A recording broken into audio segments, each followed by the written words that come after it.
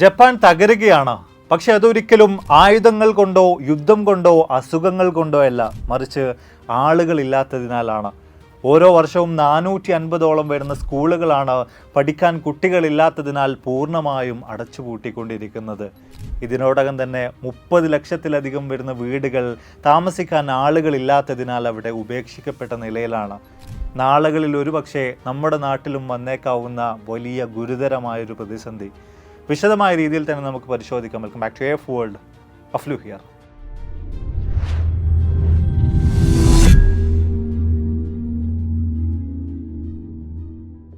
ഈ നൂറ്റാണ്ടിലെ ഏറ്റവും വലിയ വെല്ലുവിളികൾ ഒന്നിനെ നേരിട്ടുകൊണ്ടിരിക്കുകയാണ് ലോകത്തിലെ ഏറ്റവും വലിയ മൂന്നാമത്തെ സാമ്പത്തിക ശക്തി പോലുമായിട്ടുള്ള ജപ്പാൻ എന്ന് പറയുന്ന രാജ്യം. എന്താണ് അവിടുത്തെ പ്രശ്നം? ഇത്ര ഗുരുതരമായിട്ടുള്ള വിഷയം എന്താണ് എന്ന് പരിശോധിക്കുമ്പോൾ നമുക്കവിടെ കാണാൻ സാധിക്കുന്നത് ജനസംഖ്യാ പ്രതിസന്ധി എന്നൊരു കാര്യമാണ്. ഒരുപക്ഷെ ഈ കാര്യത്തെക്കുറിച്ച് കേൾക്കുമ്പോൾ നമുക്കത് വളരെ സിമ്പിളായിട്ടുള്ള ഒന്നായിട്ട് തോന്നാം. എന്നാൽ അതിൻ്റെ പ്രത്യാഘാതങ്ങൾ എന്ന് പറയുന്നത് തീർച്ചയായിട്ടും വളരെ വലുതാണ്. നമ്മളൊക്കെ ചിന്തിക്കുന്നതിനും അപ്പുറത്തേക്കാണ് പല കാര്യങ്ങളും അവിടെ സംഭവിച്ചുകൊണ്ടിരിക്കുന്നത്. ഇനി എന്താണ് ഈ ജനസംഖ്യാ പ്രതിസന്ധി? ഈ ഒരു കാര്യത്തെക്കുറിച്ച് ആദ്യം നമുക്കൊന്ന് പരിശോധിക്കാം. ഇതിൻ്റെ കോൺസിക്വൻസസ്, ഇത് കാരണമായിട്ട് എന്തെല്ലാം പ്രശ്നങ്ങളാണ് ജപ്പാനിൽ സംഭവിച്ചുകൊണ്ടിരിക്കുന്നത് എന്ന കാര്യത്തെക്കുറിച്ച് നോക്കാം. ഇതിൻ്റെ സൊല്യൂഷനായിട്ട് ചില കിടിലൻ കാര്യങ്ങൾ ജാപ്പനീസ് ഗവൺമെൻറ് അവിടെ യാഥാർത്ഥ്യമാക്കിക്കൊണ്ടിരിക്കുന്നുണ്ട്, അവിടെ നടപ്പിൽ വരുത്തിക്കൊണ്ടിരിക്കുന്നുണ്ട്. ഈ കാര്യങ്ങളെക്കുറിച്ച് പരിശോധിക്കാം. അപ്പോൾ ആദ്യത്തെ കാര്യത്തിലേക്ക് തിരിച്ചു വരാം. നിലവിൽ സംഭവിച്ചുകൊണ്ടിരിക്കുന്ന കാര്യങ്ങൾ എടുത്ത് നമ്മൾ പരിശോധിക്കുകയാണെങ്കിൽ ജപ്പാനിൽ മരണപ്പെടുന്ന ആളുകളുടെ എണ്ണം കൂടുതലും എന്നാൽ ജനിക്കുന്ന കുട്ടികളുടെ എണ്ണം കുറവുമായിട്ടുള്ളൊരു അവസ്ഥയിലൂടെയാണ് കാര്യങ്ങൾ കടന്നുപോയിക്കൊണ്ടിരിക്കുന്നത്. ഇപ്പോൾ ഇതിനെയും കുറച്ചധികം സിമ്പിളാക്കിയിട്ട് നിങ്ങൾക്ക് മനസ്സിലാക്കാൻ പറ്റുന്ന രീതിയിൽ വിശദീകരിക്കുകയാണെങ്കിൽ ഒരു ഗ്രാമം നമുക്കെടുക്കാം. ആ ഗ്രാമത്തിൽ 1000 ആളുകൾ ജീവിച്ചുകൊണ്ടിരിക്കുന്നുണ്ട്. ഓരോ മാസവും ആ ഗ്രാമത്തിലുള്ള വൃദ്ധരായിട്ടുള്ള വയസ്സായിട്ടുള്ള 10 ആളുകൾ വീതം മരണപ്പെടുന്നു. എന്നാൽ അതേ മാസത്തിൽ തന്നെ 10 പുതിയ കുട്ടികൾ കൂടെ ആ ഗ്രാമത്തിൽ ജനിച്ചു വീഴുന്നുണ്ട്. അപ്പോൾ മൊത്തത്തിൽ ആ ഒരു ഗ്രാമത്തിൻ്റെ അവസ്ഥ അല്ലെങ്കിൽ പോപ്പുലേഷൻ നമ്മളെടുത്ത് പരിശോധിച്ച് നോക്കുകയാണെങ്കിൽ ഒരു ഐഡിയൽ ആയിട്ടുള്ള അവസ്ഥയിലൂടെയാണ് കടന്നുപോയിക്കൊണ്ടിരിക്കുന്നത്. ജനസംഖ്യയിൽ കൂടുതലുമില്ല കുറവുമില്ല, കാര്യങ്ങളൊക്കെ അടിപൊളിയായിട്ടുള്ള രീതിയിൽ പോകുന്നു. എന്നാൽ ഇതിൽ ചില വ്യത്യാസങ്ങൾ വരികയാണെങ്കിൽ മരണപ്പെടുന്ന ആളുകൾ 10 ആളുകൾ ഓരോ മാസവും മരണപ്പെടുന്നുണ്ട്. എന്നാൽ അതിനനുസരിച്ച് ജനിക്കുന്ന കുട്ടികൾ 10 ഇല്ല, അതിന് പകരമായിട്ട് 8, 9, 7 ഒക്കെ ആയിട്ട് ചുരുങ്ങുകയാണ് എങ്കിൽ അവിടെ ഒരു ജനസംഖ്യാ പ്രതിസന്ധിയിലേക്ക് പതിയെ ആ ഗ്രാമം നീങ്ങുന്നതായിരിക്കും. അതായത് ഇതേ ഒരു അവസ്ഥ തുടർന്ന് മുന്നോട്ടേക്ക് പോവുകയാണെങ്കിൽ അവിടെയുള്ള പോപ്പുലേഷൻ, അവിടെയുള്ള മൊത്തം ജനസംഖ്യ പതിയെ പതിയെ കുറഞ്ഞു വരുന്നതായിരിക്കും. അതോടൊപ്പം തന്നെ ആ ഒരു ഗ്രാമത്തിലെ ആളുകളുടെ എണ്ണത്തിൽ ഭൂരിഭാഗവും വൃദ്ധരായിട്ടുള്ള ആളുകളെയായിരിക്കും നമുക്ക് കാണാൻ സാധിക്കുന്നത്. അപ്പോൾ ഈ വയസ്സായിട്ടുള്ള ആളുകളാണ് അവിടെ ഉള്ളത് എന്നതിനാൽ തന്നെ അവിടുത്തെ പ്രൊഡക്ടിവിറ്റിയിലാണെങ്കിലും വ്യത്യസ്ത കാര്യങ്ങളിലാണെങ്കിലും ഒരുപാട് തരത്തിലുള്ള പ്രശ്നങ്ങൾ നേരിടേണ്ടതായിട്ട് വരും. ഏറ്റവും സിമ്പിളായിട്ട് പറയുകയാണെങ്കിൽ ഇതേ ഒരു കാര്യം തന്നെയാണ് ജപ്പാനിൽ നിന്ന് സംഭവിച്ചുകൊണ്ടിരിക്കുന്നത്. ഈ കഴിഞ്ഞ 2024 മാത്രം കണക്കുകളെടുത്ത് പരിശോധിച്ച് നോക്കുകയാണെങ്കിൽ ജനിക്കുന്ന കുട്ടികളുടെ എണ്ണം ഇത്തരത്തിൽ കുറഞ്ഞു വരുന്നു എന്നൊരു കാരണം കൊണ്ട് തന്നെ ജപ്പാൻ്റെ പോപ്പുലേഷനിൽ 9 ലക്ഷം ആളുകളുടെ കുറവാണ് അവിടെ രേഖപ്പെടുത്തിയിട്ടുള്ളത്. അതായത് ഒരു വലിയ നഗരം, ഉദാഹരണത്തിന് തിരുവനന്തപുരത്തിൻ്റെ ഒക്കെ ചില പഴയകാല സെൻസസ് കണക്കുകളെടുത്ത് പരിശോധിക്കുകയാണെങ്കിൽ, പോപ്പുലേഷൻ കണക്കുകളെടുത്ത് പരിശോധിക്കുകയാണെങ്കിൽ തിരുവനന്തപുരം സിറ്റിയിൽ താമസിക്കുന്ന ആളുകളുടെ എണ്ണം 9 ലക്ഷമാണെന്ന് കാണാൻ സാധിക്കുന്നുണ്ട്. അപ്പോൾ ഒരു വർഷം കൊണ്ട് ആ നഗരത്തിലുള്ള മുഴുവൻ ആളുകളെയും കാണാതായി കഴിഞ്ഞാൽ എന്താകും അവസ്ഥ? ഇതേ ഒരു പ്രതിസന്ധിയിലൂടെയാണ്, ഇത്തരം കാര്യങ്ങളിലൂടെയാണ് ജപ്പാൻ കടന്നു പോകുന്നത്. ഇനി ഇതിൻ്റെ പ്രത്യാഘാതങ്ങളെക്കുറിച്ച്, ഇതിൻ്റെ കോൺസിക്വൻസുകളെക്കുറിച്ച് വിശദമായിട്ട് നമുക്കൊന്ന് പരിശോധിക്കാം. കൂട്ടത്തിൽ ഏറ്റവും ഒന്നാമതായിട്ട് എടുത്തു പറയേണ്ട കാര്യം എന്ന് പറയുന്നത് സ്കൂളുകളുമായി ബന്ധപ്പെട്ടതാണ്. കുട്ടികൾ ജനിക്കുന്നില്ല, അത് കാരണവുമായിട്ട് തന്നെ സ്കൂളിൽ പഠിപ്പിക്കാൻ ആവശ്യമായിട്ടുള്ള കുട്ടികളില്ല. അതോടുകൂടിയിട്ട് ഒരുപാടധികം സ്കൂളുകൾ പൂർണ്ണമായിട്ടും അടച്ചു പൂട്ടേണ്ട ഒരു അവസ്ഥയിലേക്കാണ് കാര്യങ്ങളൊക്കെ തന്നെയും അവിടെ മാറി വന്നുകൊണ്ടിരിക്കുന്നത്. അതിൽ തന്നെ കണക്കുകളെടുത്ത് പരിശോധിച്ച് നോക്കുമ്പോൾ 450ഓളം സ്കൂളുകൾ ഓരോ വർഷവും പഠിക്കാൻ കുട്ടികളില്ലാത്തതിനാൽ മാത്രം അവിടെ അടച്ചുപൂട്ടുന്നുണ്ട്.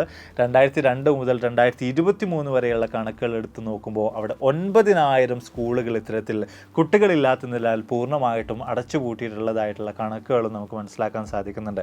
ഇതോടൊപ്പം തന്നെ സംഭവിക്കുന്ന മറ്റൊരു കാര്യം, ഇത്തരത്തിൽ സ്കൂളുകളും മറ്റുമൊക്കെ അടച്ചുപൂട്ടുന്നു, ആ ഒരു കമ്മ്യൂണിറ്റി തന്നെ, ഈ സ്കൂളുമായി ബന്ധപ്പെട്ട് കിടക്കുന്ന കമ്മ്യൂണിറ്റി തന്നെ പൂർണ്ണമായിട്ടും ഇല്ലാതാകുന്നു എന്ന കാര്യങ്ങളൊക്കെ വരുന്നതിന് അടിസ്ഥാനത്തിൽ ഗ്രാമീണ മേഖലയിൽ ഈ ഒരു കാര്യം സംഭവിക്കുമ്പോൾ അതിനോടനുബന്ധിച്ച് ഒരുപാടധികം ആളുകൾ അവിടെയുള്ള വീടുകളും മറ്റൊക്കെ ഉപേക്ഷിച്ച് നഗരങ്ങളിലേക്ക് കുടിയേറുന്നൊരു കാഴ്ച കൂടെ വലിയ തോതിൽ അവിടെ സംഭവിക്കുന്നുണ്ട്. അപ്പം ഇത്തരത്തിൽ വ്യത്യസ്ത സൗകര്യങ്ങളുടെയും മറ്റൊക്കെ അഭാവം കാരണമായിട്ട് വീടുകൾ പൂർണ്ണമായിട്ടും ഉപേക്ഷിച്ച് നഗരങ്ങളിലേക്ക് കുടിയേറിയിട്ടുള്ള ആളുകളുടെ എണ്ണവും അവിടെ വളരെ കൂടുതലാണ്. അങ്ങനെയാണ് നമ്മൾ സ്റ്റാർട്ടിങ്ങിൽ പറഞ്ഞു വെച്ചിട്ടുണ്ടായിരുന്ന 3 മില്യണോളം വരുന്ന വീടുകൾ അവിടെ പൂർണ്ണമായിട്ടും ഉപേക്ഷിക്കപ്പെട്ട നിലയിലുണ്ട് എന്നൊരു കണക്കിലേക്ക് എത്തിച്ചേരാൻ സാധിക്കുന്നത്. അവിടെയുള്ള രണ്ടാമത്തെ മറ്റൊരു പ്രശ്നം എന്ന് പറയുന്നത് വിപണിയുമായി ബന്ധപ്പെട്ടുള്ളതാണ്. വ്യത്യസ്ത പ്രശ്നങ്ങൾ അവിടെ വലിയ തോതിൽ തന്നെ അരങ്ങേറിക്കൊണ്ടിരിക്കുന്നുണ്ട്. അതിൽ ഒരു വിഷയം തന്നെ എടുത്ത് പരിശോധിക്കുകയാണെങ്കിൽ സാധാരണഗതിയിൽ കുട്ടികളുടെ ഡയപ്പറിനൊക്കെ വലിയ മാർക്കറ്റ് അവിടെ ഉണ്ട്. ഏറെക്കുറെ 2 ബില്യണോളം വരുന്ന വലിയൊരു മാർക്കറ്റ് തന്നെ ഈ ഒരു മേഖലയുമായി ബന്ധപ്പെട്ട് അവിടെയുണ്ട്. എന്നാൽ ഇതിൽ വലിയ തോതിലുള്ള വ്യത്യാസങ്ങൾ അവിടെ സംഭവിച്ചുകൊണ്ടിരിക്കുകയാണ്. കുട്ടികളുടെ ഡയപ്പറിന് പകരമായിട്ട് മുതിർന്നവരുടെ ഡയപ്പറുകളും മറ്റൊക്കെയാണ് ഇപ്പോൾ അവിടെ കൂടുതൽ സെല്ല് ചെയ്തുകൊണ്ടിരിക്കുന്നത്.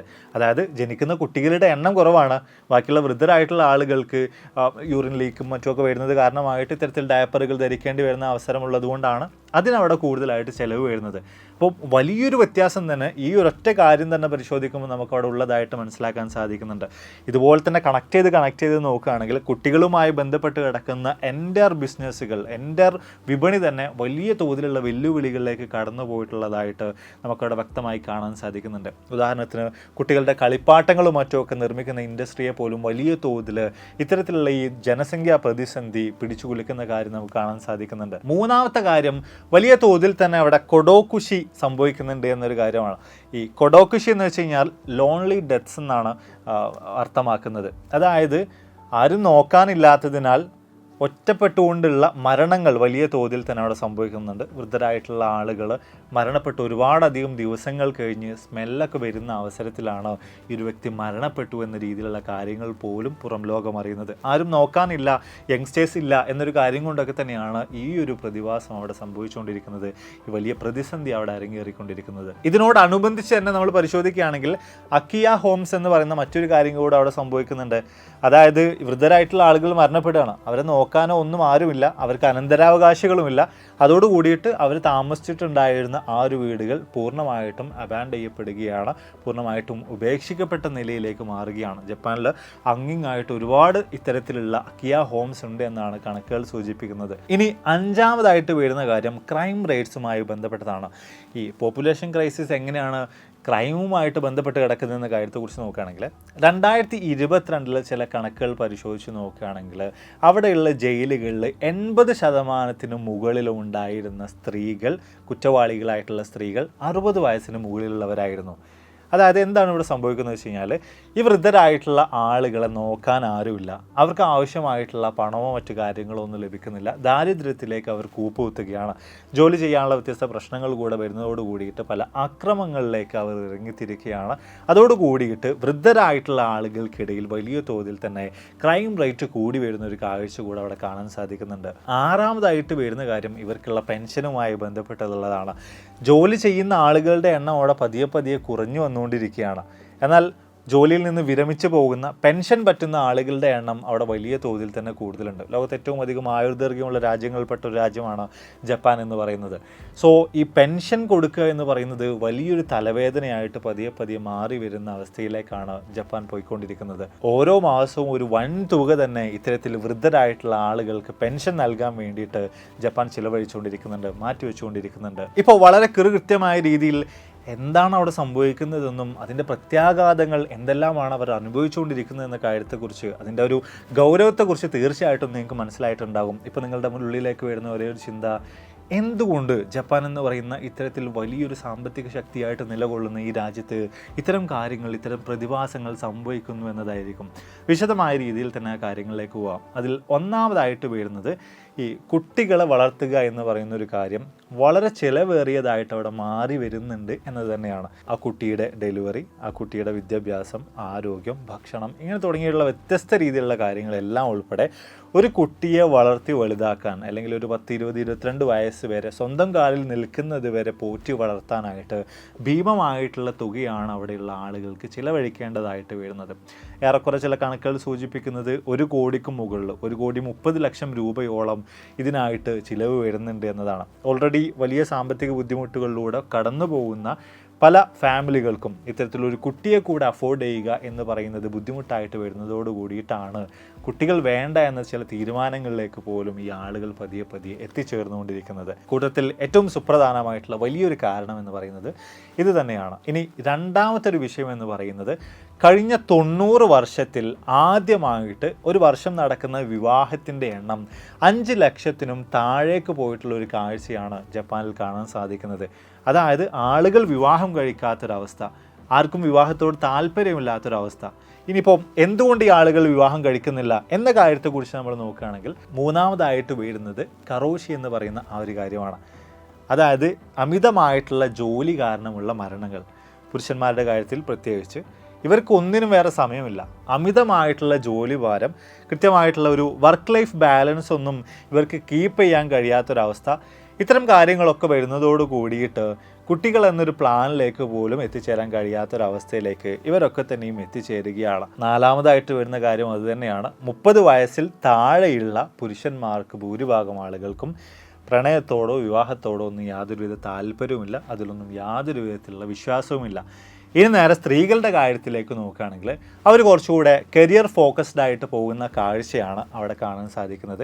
അവിടെ വിവാഹം കഴിഞ്ഞൊരു കുട്ടി എന്നൊക്കെ പറയുമ്പോൾ അവരുടെ കരിയറിനെ പൂർണ്ണമായിട്ടും തകർത്ത് കളയുന്ന വലിയൊരു ബ്രേക്ക് തന്നെ കൊണ്ടുവരുന്ന ഒരു കാര്യമായിട്ടാണ് അതിനെ അവർ നോക്കിക്കാണുന്നത്. ഈ ഒരു കാര്യം ഒരു പക്ഷേ കഴിഞ്ഞ കുറച്ചായിട്ട് കേരളത്തിലും അരങ്ങേറുന്നുണ്ടോ എന്നൊരു സംശയം ഇത് ഞാൻ പറയുമ്പോൾ നിങ്ങളുടെ മനസ്സിലേക്ക് വരാനുള്ള സാധ്യതകളുണ്ട്.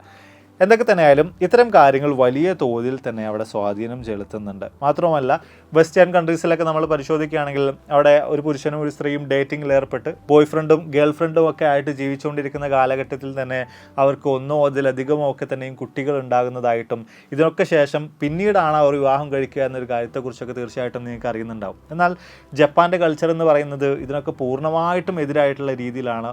ഇത്തരത്തിൽ വിവാഹത്തിന് മുൻപേ തന്നെ കുട്ടികൾ ഉണ്ടാകുക എന്ന് പറയുന്ന കാര്യത്തൊക്കെ വലിയ ഗുരുതരമായിട്ടുള്ള പ്രശ്നമായിട്ട്, വലിയ ടാബു ആയിട്ടാണ് അവരിപ്പോഴും നോക്കി കാണുന്നത്. അപ്പം വിവാഹം അനിവാര്യമാണ്, പക്ഷേ വിവാഹം കഴിക്കാനുള്ള സമയമുണ്ടോ എന്ന് വെച്ച് കഴിഞ്ഞാൽ അതില്ല. വിവാഹത്തിന് ഭാരിച്ച ചിലവുകൾ വരുന്നുണ്ട്, ആ ചിലവെടുക്കാനുള്ള പണമുണ്ടോ എന്ന് വെച്ച് കഴിഞ്ഞാൽ അതില്ല. ഇനിയിപ്പോൾ എങ്ങാനും വിവാഹം കഴിച്ചു കഴിഞ്ഞാൽ ആ ഒരു കുടുംബ ബന്ധം നല്ല രീതിയിൽ വർക്ക് ലൈഫ് ബാലൻസ് ഒക്കെ മെയിൻറ്റെയിൻ ചെയ്ത് കൊണ്ടുപോകാനുള്ള സമയമുണ്ടോ എന്ന് വെച്ച് കഴിഞ്ഞാൽ അതില്ല. ഇനിയിപ്പോൾ എങ്ങാനും ഒരു കുട്ടി വേണമെന്നൊരു ചിന്തയിലേക്ക് എത്തുമ്പോൾ ആ കുട്ടിയെ നോക്കാനുള്ള പ്രാപ്തി ഉണ്ടോ എന്ന് വെച്ച് കഴിഞ്ഞാൽ അതില്ല. അപ്പോൾ ഇത്തരം വ്യത്യസ്തമായിട്ടുള്ള ഒരുപാടധികം പ്രശ്നങ്ങൾ വരുന്നതോട് കൂടിയിട്ടാണ് ജപ്പാൻ ഇത്തരം ഒരു വലിയ പോപ്പുലേഷൻ ക്രൈസിസിലേക്ക് പതിയെ പതിയെ കൂപ്പുകുത്തുന്നത്. ഇനി ഇതിന് ചില രസകരമായിട്ടുള്ള രീതിയിലുള്ള ചില സൊല്യൂഷൻസ് കൂടെ ജപ്പാൻ ഗവൺമെൻറ് മുന്നോട്ടേക്ക് കൊണ്ടുവന്നുകൊണ്ടിരിക്കുന്നുണ്ട്. അതിൽ ഏറ്റവും ഇൻട്രസ്റ്റിംഗ് ആയിട്ട് നമുക്ക് കാണാൻ സാധിക്കുന്ന ഒന്നാമത്തെ കാര്യം, ഗവൺമെൻറ് തന്നെ ടോക്കിയോ ഫ്യൂട്ടൂറി സ്റ്റോറി എന്ന് പറഞ്ഞിട്ടുള്ള ഒരു ഡേറ്റിംഗ് ആപ്പ് തന്നെ പുറത്തിറക്കി എന്ന് പറഞ്ഞൊരു കാര്യമാണ്. അതിൽ എങ്ങനെയാണെന്ന് വെച്ച് കഴിഞ്ഞാൽ നമ്മുടെ ID പ്രൂഫ് കാര്യങ്ങളൊക്കെ നൽകിയിട്ട് ഒരു അക്കൗണ്ട് ക്രിയേറ്റ് ചെയ്ത് കഴിഞ്ഞാൽ ഏറെക്കുറെ 112ഓളം വരുന്ന ചോദ്യങ്ങൾ ചോദിക്കുന്നതായിരിക്കും. ഈ ചോദ്യങ്ങളുടെ മറുപടികൾ നമ്മൾ പറയുന്ന അവസരത്തിൽ ആർട്ടിഫിഷ്യൽ ഇൻ്റലിജൻസിന് നമ്മുടെ സ്വഭാവത്തെക്കുറിച്ച്, നമ്മുടെ പേഴ്സണാലിറ്റി, വാല്യൂസ് ഇതിനെക്കുറിച്ചൊക്കെ കൃത്യമായിട്ടുള്ളൊരു ധാരണ ലഭിക്കും. അപ്പോൾ അതിനുശേഷം ഈ ഒരു ഡേറ്റിംഗ് ആപ്പിനകത്തുള്ള ആർട്ടിഫിഷ്യൽ ഇൻ്റലിജൻസ് തന്നെ AI തന്നെ നമുക്ക് മാച്ചിങ് ആയിട്ടുള്ള ചില പ്രൊഫൈലുകൾ കാണിച്ച് നൽകുന്നതായിരിക്കും. ഈ തിരക്കുകൾക്കിടയിൽ ആർട്ടിഫിഷ്യൽ ഇൻ്റലിജൻസ് പോലും ഉപയോഗിച്ചുകൊണ്ട് ഗവൺമെൻറ് ഒരു കൃത്യമായിട്ടുള്ള ഒരു ഇനീഷ്യേറ്റീവ് അവിടെ എടുത്തിരിക്കുകയാണ്. ആളുകളെ പരസ്പരം ഒന്ന് ചേർക്കുന്നതിന് വേണ്ടി, നല്ല മികച്ച കപ്പിളുകളെ ഉണ്ടാക്കുന്നതിനും ഇവരെ എങ്ങനെയെങ്കിലും കുറച്ച് വിവാഹത്തിലേക്ക് തള്ളിവിട്ട് പോപ്പുലേഷൻ വീണ്ടും കൂട്ടണമെന്നൊരു ഉദ്ദേശത്തോടു കൂടെ ഗവൺമെൻറ് തന്നെ ഇത്തരം ഒരു ഇനിഷ്യേറ്റീവ് എടുത്ത് മുന്നോട്ടേക്ക് വന്ന കാഴ്ചയാണ് ഒന്നാമതായിട്ട് നമുക്കവിടെ കാണാൻ സാധിക്കുന്നത്. രണ്ടാമത്തെ ഒരു കാര്യം വരുന്നത് ഈ ലീവുമായി ബന്ധപ്പെട്ടതാണ്, അല്ലെങ്കിൽ വർക്ക് ലൈഫ് ബാലൻസുമായി ബന്ധപ്പെട്ടതാണ്.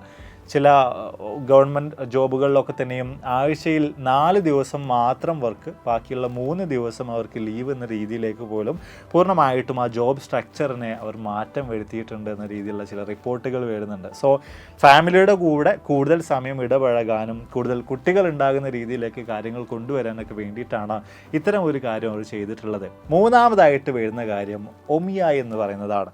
അതായത് ബ്രോക്കേഴ്സ്. ഗവൺമെൻറ് തന്നെ ബ്രോക്കേഴ്സിനെ നിയമിച്ചിരിക്കുകയാണ് ഈ ആളുകളുടെ ഇടയിൽ മാച്ച് ഉണ്ടാക്കാൻ വേണ്ടിയിട്ട്, ആളുകളെ യോജിപ്പിക്കാൻ വേണ്ടിയിട്ട്, ഒരു വിവാഹം എങ്ങനെയെങ്കിലുമൊക്കെ നടത്താൻ വേണ്ടിയിട്ട് ഗവൺമെൻറ് തന്നെ ആളുകൾ അവിടെ നിയമിച്ചു കഴിഞ്ഞിരിക്കുകയാണ്. നാലാമതായിട്ട് വരുന്നൊരു കാര്യം വലിയ ഇൻസെൻറ്റീവാണ്, വലിയ പാരിതോഷിക തുകകളാണ് ഒരു കുഞ്ഞ് ജനിച്ചു കഴിഞ്ഞാൽ ജാപ്പനീസ് ഗവൺമെൻറ് ആ കുഞ്ഞിൻ്റെ മാതാപിതാക്കൾക്ക് ഇപ്പോൾ നൽകിക്കൊണ്ടിരിക്കുന്നത്. ഏറെക്കുറെ $3,500 2-2.5 ലക്ഷം രൂപയോളം വരും, അതിന് മുകളിൽ വരും. അത് ഇത്രയധികം തുകയാണ് ഒരു കുഞ്ഞ് ജനിച്ചു കഴിഞ്ഞാൽ ഇപ്പോൾ പാരൻസിന് ഗവൺമെൻറ് നൽകിക്കൊണ്ടിരിക്കുന്നത്. മാത്രവുമല്ല കുട്ടികളുടെ എണ്ണത്തിനനുസരിച്ച് വ്യത്യസ്ത രീതിയിലുള്ള ആനുകൂല്യങ്ങൾ ആ ഫാമിലിക്ക് അവർ പ്രൊവൈഡ് ചെയ്യുന്നുണ്ട്. കുട്ടികളുടെ വിദ്യാഭ്യാസത്തിൻ്റെ കാര്യത്തിലും ഹെൽത്തിൻ്റെ കാര്യത്തിലുമൊക്കെ വലിയ ആനുകൂല്യങ്ങളും വ്യത്യസ്ത സബ്സിഡികളും ഒക്കെ തന്നെയും നൽകി വരുന്നുണ്ട്. ഇതോടൊപ്പം തന്നെ മറ്റൊരെടുത്ത് പറയേണ്ട ഒരു കാര്യം, ഫെർട്ടിലിറ്റി ട്രീറ്റ്മെൻറ്റുകൾക്കും മറ്റുമൊക്കെ വലിയ സബ്സിഡികൾ ഗവൺമെൻറ് ഇതിനോടകം ഏർപ്പെടുത്തി കഴിഞ്ഞിട്ടുണ്ട് എന്ന് പറയുന്നൊരു കാര്യമാണ്. അതായത് എങ്ങനെയെങ്കിലും രാജ്യത്തെ പോപ്പുലേഷൻ വീണ്ടും പഴയ രീതിയിലേക്ക് കൂട്ടിക്കൊണ്ടുവരണം, പോപ്പുലേഷൻ കുറയുന്നത് തടയണം, പുതിയ യങ്സ്റ്റേഴ്സ് ആയിട്ടുള്ള ആളുകൾ രാജ്യത്ത് ഇനിയും വേണമെന്ന ചിന്തയിൽ തന്നെയാണ് ഇത്തരത്തിൽ വ്യത്യസ്ത കാര്യങ്ങളൊക്കെ തന്നെയും ജാപ്പനീസ് ഗവൺമെൻറ് ഇപ്പോൾ ചെയ്ത് മുന്നോട്ടേക്ക് പോയിക്കൊണ്ടിരിക്കുന്നത്. മാത്രമല്ല ഈ വർക്കിൻ്റെ കാര്യത്തിലൊക്കെ തന്നെയും ആളുകളുടെ വർക്ക് ടൈം കുറയ്ക്കുന്നതിന് വേണ്ടി ഓട്ടോമേഷൻ പോലുള്ള കാര്യങ്ങളിലേക്ക് അതിനെ കൊണ്ടുപോകുന്നതിന് വേണ്ടി വ്യത്യസ്ത രീതിയിലുള്ള പഠനങ്ങളും വ്യത്യസ്ത പ്രവർത്തനങ്ങളും ഒക്കെ ഇതിൻ്റെ ഭാഗമായിട്ട് കൂടെ അവർ ചെയ്തുകൊണ്ടിരിക്കുന്നുണ്ട്. അപ്പോൾ എന്തായാലും നമ്മൾ വീഡിയോസോടെ വൈൻഡപ്പിയാണ്. വളരെ കൃത്യമായിട്ട് അതീവ ഗുരുതരമായിട്ടുള്ള പോപ്പുലേഷൻ ക്രൈസിസ്, ജനസംഖ്യാ പ്രതിസന്ധി എന്ന് പറയുന്നൊരു കാര്യത്തെക്കുറിച്ച്, ജപ്പാനിൽ അതിൻ്റെ അനന്തരഫലമായിട്ട് സംഭവിച്ചുകൊണ്ടിരിക്കുന്ന പ്രത്യാഘാതങ്ങളെക്കുറിച്ച് വിശദമായ രീതിയിൽ തന്നെ നിങ്ങൾക്കിപ്പോൾ ഈ ഒരു വീഡിയോയിലൂടെ മനസ്സിലായി കാണുമെന്ന് വിചാരിക്കുന്നു.